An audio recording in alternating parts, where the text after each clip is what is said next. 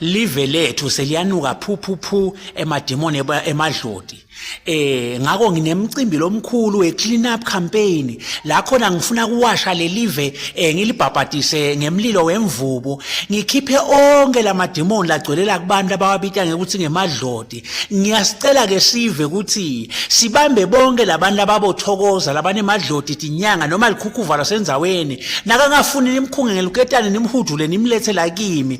Nalabo baseJericho neMazayoni angasale maZTC nibalethe la kimi.